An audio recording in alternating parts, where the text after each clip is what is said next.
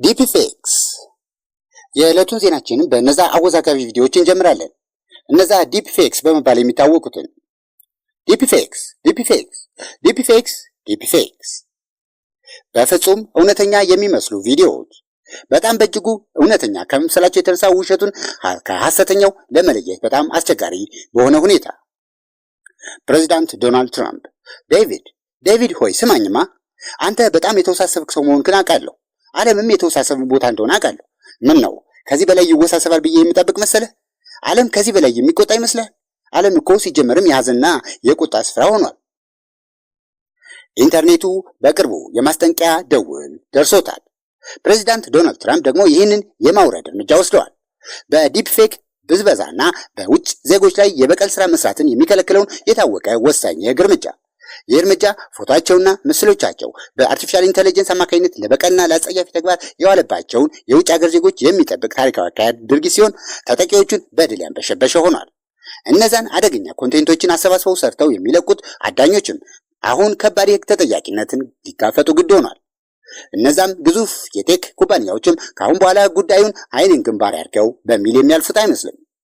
እስቲ ፕሬዚዳንት ዶናልድ ትራምፕ ሕጉን ሲያጸድቁ የተናገሩትን እንስማ። ዛሬ የዚህን የወንጀል ተግባር የማስቆም እርምጃ በመውሰዴ ደስታና ክብር ይሰማኛል። በቃ ነገሩን ማውገዝ ማለታችን ነው።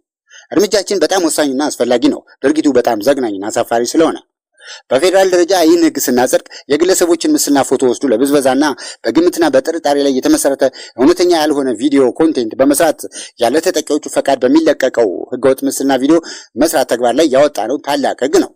ሰዎቹ እንደሚመስለኝ በፈቃድም ሆነ ያለ ፈቃድ የግለሰቦችን ፎቶ ይወስዳሉ እና አሳፋሪና ዘግናኝ መረጃዎችን በቪዲዮ ይለቃሉ። ይህም ሐሰተኛ ሰነድ ስራዎችን ማለትም ፎርጀሪን በአርቲፊሻል ኢንተለጀንስ አማካኝነት መስራትንም ያካትታል። በስሙም ዲፕፌክስ የሚባለው ነው። ስለ ዲፕፌክስ እስከዛሬ ብዙ ሰምተናል። እኔም በግሌ ሰምቻለሁ፣ ግን ግድ አላልኩትም ነበር። ሁሉም ሰው ግድ አልሰጠውም ነበር እና ማንም ሰው ምንም አላደረገም በዚህ ረገድ። አዎ ያ በጣም ድንቅ አካሄድ ነበር። በአርቲፊሻል ኢንተለጀንስ የሚመሩ ወንጀሎች ቁጥራቸው እየተወነጨፈ ነው እና ዲፕፌክስ ቴክኖሎጂም በማይቀለበስ ደረጃ እየተመነደገ ነው። የትራንስፎርሜሽን እና ዲፊውዥን ሞዴሎች ማደግ በቪዲዮና በፎቶ ምስሎችን ማመንጨት ወይም ጀነሬት ማድረግ ስራም እንዲሁ በተመሳሳይ ፍጥነት እያደገ ይገኛል። በዚህ ቪዲዮአችንም ከዲፕፌክስ ጀርባ ያለውን ሂሳብና የማሽን ለርኒንግ ቴክኒክን በጥልቀት ገብተን እናያለን።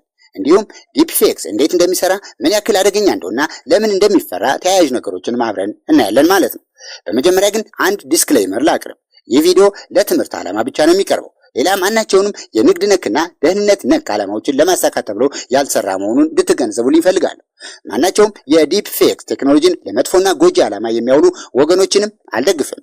ቴክኖሎጂው ያለውን ጠቀሜታ ከስነ ምግባር መርሆችና ከግላዊ ነፃነቶች አንጻር በመተንተን ማስተማር ነው ዓላማዬ።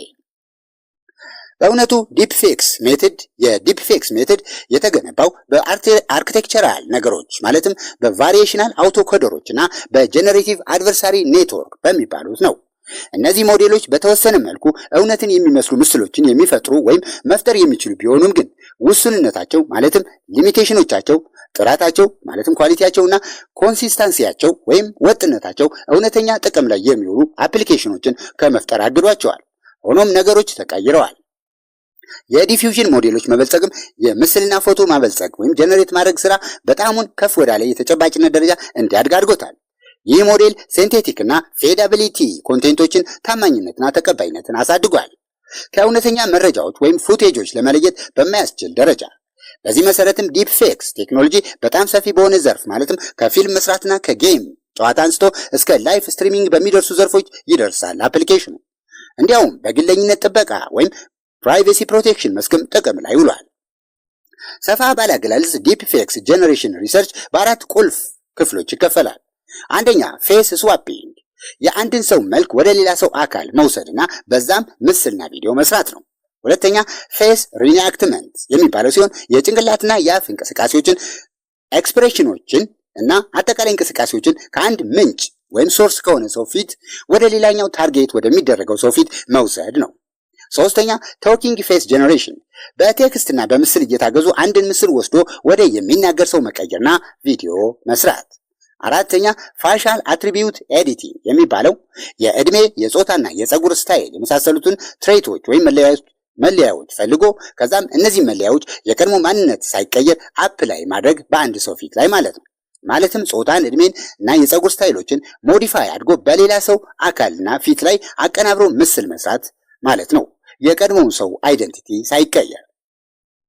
ፕሮብሌም ዴፊኒሽን ዲፕ ፌክስ ቁጥጥር የሚደረግበት ወይም ኮንትሮል የሆነ ኮንቴንት መፍጠሪያ ስራ ወይም ታስክ ሲሆን ታርጌት የተደረገው ምስል ወይም ቪዲዮ በተወሰኑ ኮንዲሽናል ኢንፑቶች ለምሳሌ ምስል፣ ድምፅና ቴክስት ወይም አትሪቢዩቶች አማካኝነት ማኒፕሌት የሚደረግበት ሂደት ነው።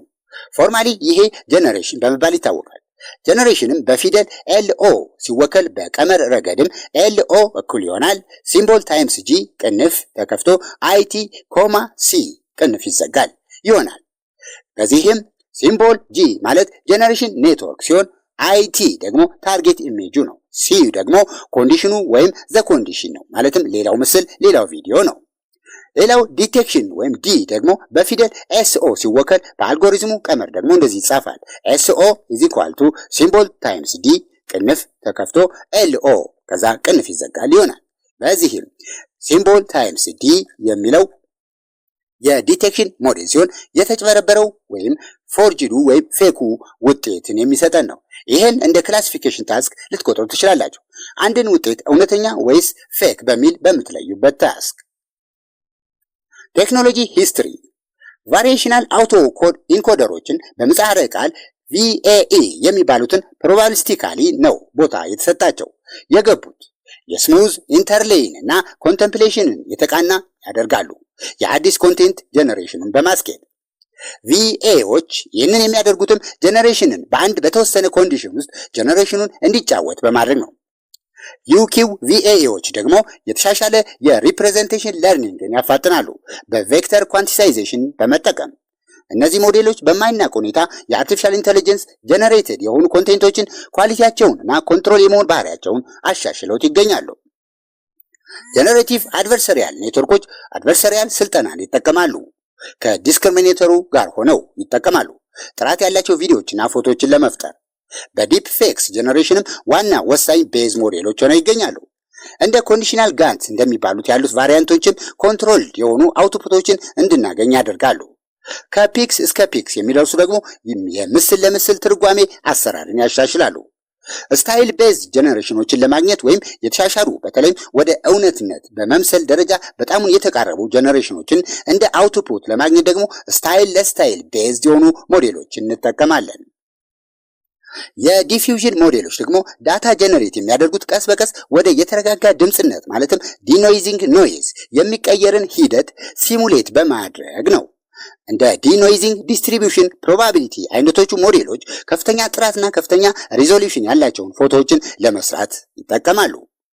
ሌተንት ዲፊውዥን ሞዴሎች ደግሞ ተጣጣፊነትን ማለትም ፍሌክሲቢሊቲን የሚያስገኙ ሲሆን በተጨማሪም በርካታ ውስብስብ ዳታዎችን ሃንድል ማድረግ ወይም መሸከም ይችላሉ በተሻለ ደረጃ። በቪዲዮ ጄኔሬሽን ዘርፍ ዲፊውዥን ሞዴሎች ወሳኝ ሞዴሎች እየሆኑ መጥተዋል። እንደ ስቴብል ቪዲዮ ዲፊውዥን አይነቶቹ ሞዴሎችም ፋይን ቲዩን ኢሜጅ ቱ ቪዲዮ ታስኮችን በመስራት ውጤታማ እየሆኑ ነው። ዲስክሪሚኔቲቭ ኒውራል ኔትወርክስ የሚባሉ ደግሞ በዲፕ ፌክ ዲቴክሽን ስርዓት ወይም ሲስተም ውስጥ ጠቃሚ ሚናን ይጫወታሉ። ከጀነሬቲቭ ሞዴሎች በተቃረነ መልኩ ቪዥዋል ዳታን ክላሲፋይ፣ አናላይዝ እና ዲቴክት በማድረግ ትክክለኛ ዳታን ከተጭበረበረ ወይም ፎርጅድ ዳታ ለመለየት ይጠቅማሉ። በዚህ ዘርፍ አንዱ ሀያል አርኪቴክትም ዘስዊን ትራንስፎርመር የሚባለው ነው። በዚህም የስታንዳርድ ትራንስፎርመሮችን ሊሚቴሽኖች ወይም እጥረት ችግሮች ለማስወገድ ይጥራል። እንዲሁም ኢንኤፊሽንሲያቸውን እና ከባድ ዳታ ለመሸከም ያለባቸውን እጥረትም ለማስወገድ የሚሞክር ነው። ዘስዊን ትራንስፎርመሮች ሃይራርኪ ከሚለዋወጡ መስኮቶች ወይም ዊንዶውስ ጋር የያዘውን ስትራክቸር ይጠቀማሉ። በተሻለ ስኬል እንዲያደርጉና ሎካል እና ብሮደር ፊቸሮችን ቀርጸው በውጤታማነትና ለመያዝ የሚያስችላቸውን እድል የሚሰጣቸው ነው። ኒውራል ራዲያንስ ፊልድ ወይም ነርቭ፣ እነዚህ ደግሞ በ2020 እንደ አዲስ የተዋወቅናቸው ነገሮች ነበሩ። እነርሱም የስሪዲ ኮንስትራክሽን ስራን በጣሙን ነበር ያቃለሉልን። ቮሊዩም ሬንደሪንግ የሚባለው ነገር ከኢምፕሊሲት የኒውራል ሪፕሬዘንቴሽን ጋር በመጣመር ኒውራል ራዲያንስ ፊልድ ወይም ነርቭ ጂኦሜትሪን እና ብርሃንን በሚያስደምም ብቃት አቀናብሮ ያመጣልናል፣ ያሳየናል። ከቀድሞው የስሪዲ ቴክኒክ ጋር ሲነጻጸርም በጣም የላቀ የቪዥዋል ጥራት የሚሰጠን ሲሆን በዚህ ችሎታው ምክንያት የስሪዲ ጂኦሜትሪ ኢንሃንስመንት፣ ኦብጀክት ሴግሜንቴሽን እና 60 ፖዝ ኤስቲሜሽን የሚባሉ ስራዎች ውስጥም በጣም በከፍተኛ ደረጃ ጥቅም ላይ እየዋለ ይገኛል። ዳታ ሴቶች፣ ሜትሪክስ እና ሎስ እና ሰዎቹ ማለትም የዲፕፌክ ስራን ቪዲዮ ጀነሬት የሚያደርጉ ቡድኖች ማለት ነው በሜትሪክሱ ስለሚጠቀሟቸው ዳታዎች ሲያወሩ ሰምተናል። እና የሚጠቀሙትን ዳታ ስንገምትም ኬይሌብ ዳታ እንደሚጠቀሙ ነው የተረዳ ነው። ቪጂጂ ዳታ፣ ቪጂጂ ፌስ ወዘተ ወዘተ የመሳሰሉትን ዳታዎች ይጠቀማሉ። በተጨማሪም በዳታ ሴቱ ላይ በርካታ ሰንጠረዦችም አሏቸው። ለዲፕፌክ ጄኔሬሽን ታስኮች ማለትም ስራዎች በተለምዶ በብዛት ጥቅም ላይ የሚውሉ ሜትሪክሶች ለምሳሌ ፒክ ሲግናል ቱ ኖይዝ ሬሾ፣ ስትራክቸርድ ሲሚላሪቲ፣ ሊፕሲንግ ዲስታንስ፣ አይደንቲቲ ሪትራይቫል ሬት ወዘተ የመሳሰሉትን ነው። ሊፕሲንግ ዲስታንስ የሚሉት በትክክል የሚናገረው ባለ ድምፁ የአውዲዮ ሰው ንግግር ከምስሉ ከእንቅስቃሴ ጋር መሄድ አለመሄዱን የሚያረጋግጥ ነው። በዲፕፌክ ጄኔሬሽን ታስክ ማለትም በቃ ከአውዲዮ ድምፅ ጋር በምስሉ የሚታየው ሰው የከንፈሩና አጠቃላይ የሰውነት እንቅስቃሴው ማች የሚያደርግ መሆኑን የምናረጋግጥበት ሲስተም ነው። አይደንቲቲ ሪትራይቫል ሬት የተባለው ደግሞ ጀነሬት የሚሆነው ፊት የቀድሞ ኦሪጂናል ፊቱን እንዳይለቅ ይዞ እንዲቆይ የሚያደርገው ነው። የፌስ ወይም የፊት ሪኮግኒሽን ሞዴሎችን በመጠቀም የቪአይ ቤስት ሜቶዶች ወይም ዘዴዎች ደግሞ በተለይ የኮንስትራክሽን ሎሶችና የዳይቨርጀንስ ሎሶችን በመጠቀም ነው የሚያደርጉት። እንደ ሚን ስኩዌር ሎ፣ ክሮስ ሴንትሪፒ እና አልፋ የመሳሰሉት ሲጠቀሙ ኮመን ሎስን ያሰላሉ። ፌስ ስዋፒንግ የአርቲፊሻል ኢንቴሊጀንሱ ፌስ ስዋፒንግ ቴክኖሎጂ በፍጥነት አድጓል። እንደ ዴፕዝኔት እና እንደ ኤፍኤስኤጂኤኤም ያሉ ሞዴሎች ሪያሊዝምን አዘምነውታል። ነገር ግን በማጠቃለያዎች ማለትም በኮንክሉዥኖች እና በጀነራላይዜሽኖች ረገድ እጥረቶች አሉባቸው። የከፍተኛ ማለትም ሃይ ሬት ሞዴሎች የሆኑት እንደ ሜጋ ፌዝ እና አይፒኤስፒ አይነቶቹ ጥልቀት ተኮር ስራን ይሰራሉ ወይም ዲፕ ቡስት ያደርጋሉ። ግን ሃይፐር ፌስ እና ፍሎ ፌስ ደግሞ በስሪዲ የፊት ስትራክቸር ላይ ትኩረት ያደርጋሉ። አዳዲሶቹ የዲፊውዥን ሞዴሎች ለምሳሌ እንደ ዴፕስ ስዋፕስ እና ፌስ ሴክስ አይነቶቹ አልትራ ሪያሊስቲክ ውጤቶችን ሲሰጡን ፌስ ስዋፒንግን እንደ ኮንዲሽናል ፌስ ስዕል ወይም እንደ ሳሊ የቀለም ቅብ ስራ ያደርጉታል። ፌስ ሪኒአክትመንት የፌስ ሪኒአክትመንት ቴክኒኮች የንግግር መገለጫ ስሜታዊ ነገሮችና የጭንቅላት እንቅስቃሴዎችን ከአንድ ፊት ወደ ሌላ ፊት ያቀያይራሉ። በአራት ዋና ዋና ክፍሎችም ይከፋፈላሉ። ላንድማርክ ማቺንግ የሚባለው ፋሻል ቁልፍ የፊት መለያ ፊቸሮችን ይጠቀማሉ። አንድን ኤክስፕሬሽንን እና አተኳኮርን ወይም ጌዝ የሚለውን ለመግለጽ ወይም ኤክስፕሬሽኑና ፊቸሩ ከታርጌቱ ጋር ማች ማድረጉን ለማረጋገጥ። እንደ ኤክስ ቱ ፌስ እና እንደ ሄድ ጂኤኤን አይነቶቹ ደግሞ ሞዴሎች ደግሞ በፊትና በአይኖች እንቅስቃሴ ላይ ትክክለኛ የሆነ ኮንትሮልን ይሰጡናል። ሌላው ቢቀር በአስቸጋሪ የጭንቅላት እንቅስቃሴ ላይም ቢሆን ፊቸር ዲካፕሊንግ የሚባለው አቀራረብም በሌይተን ስፔስ ላይ ይመጣል። ማንነትን ወይም አይደንቲቲን ከእንቅስቃሴ መገለጫ ወይም ሞሽን ኤክስፕሬሽን በመለየት እንደ ሃይፐሪያን አክት እና ስታይል ማክስ እንደሚባሉት ሞዴሎች ደግሞ የማክስ ፊትን እንቅስቃሴ ያስገኙልናል አይደንቲቲያችንን ሳናጣ። ቶኪንግ ፌስ ጄኔሬሽን ቶኪንግ ፌስ ጄኔሬሽን ማለትም የሚናገር ሰው ፊት ለመፍጠር ዓላማ የሚያደርገው አንድን በቪዲዮ በስዕል ወይም በቴክስት ወይ ከነዚህ ሁሉ በተጣመረ አንድ የአውዲዮ ወይም የድምፅ ምንጭ በመጠቀም የሚናገር ፊት ምስልን ጄኔሬት ማድረግን ነው እና በአራት ዋና ዋና ካታጎሪዎች ስር ይወድቃል። ይሄ አውዲዮ ስላሽ ቴክስት ድሪቨን ይህ ሞዴል ክሊፖችንና የፊት እንቅስቃሴዎችን ከንግግር ጋር ሲንክ ያደርጋቸዋል። የቀደምቶቹ መሰል ሞዴሎች በጀነራላይዜሽን ረገድ እጥረት ነበረባቸው። እንደ ሳድ ቶከር እና ሜኪት ቶክ የሚባሉት አዳዲሶቹ ሞዴሎች ግን ባለ ስሪዲ ሞዴል ፋሻል ላንድማርኮችን ይጠቀማሉ የበለጠ ተፈጥሯዊ የሆኑ ውጤቶችን ለማግኘት። የኔር አርኤፍ ወይም ኤንኢአርኤፍ ሞዴሎች ደግሞ ዳይናሚክ ስሪዲ ፌስ ሲሙሌት ለማድረግ ይጠቀማሉ። የዲፊውዥን ሞዴሎች እንደ ዲኤኢ ቶከር እና ቪኤኤኤስአይ ደግሞ ሃይ ሪዞሉሽን ኢሞሽናል ቪዲዮ ጄኔሬተር ያለ ግልጽ ስሪዲ ኮምፖነንትስ ይጠቀማሉ። ፎርጀሪ ዲቴክሽን ወይም ፎርጀሪ ማጣራት ፎርጀሪ ዲቴክሽን ስራዎች ታርጌት የሚያደርጉት ወይም የሚያልሙት በአርቲፊሻል ኢንቴሊጀንስ ጀነሬት በተደረጉ ኮንቴንቶች ላይ ቪዥዋል፣ ቴምፖራል እና ሲሜትሪካል አለመጣጣሞችን በማጣራት ማኒፕሌት ማድረግን ነው። የተለመዱ ዘዴዎች አርቲፋክት ቤዝድ ዲቴክሽን፣ ያልተለመዱ ሁኔታዎችን የሚፈልግ እንደ ያልተለመዱ ቴክስቸሮችን ያሉትን አፈላልጎ የሚያርም ሲሆን ፍሪኩዌንሲ ዶሜን አናሊሲስ የሚባለው ደግሞ አኖማሊዎችንና ሲግናል ፓተርኖችን ያፈላልጋል። ቴምፖራል ሜትድስ የሚባሉ ደግሞ በቪዲዮ ፍሬሞች ላይ አሻግረው ያልተጣጣሙ ወይም ኢንኮንሲስታንት የሆኑ ነገሮችን ይፈልጋሉ።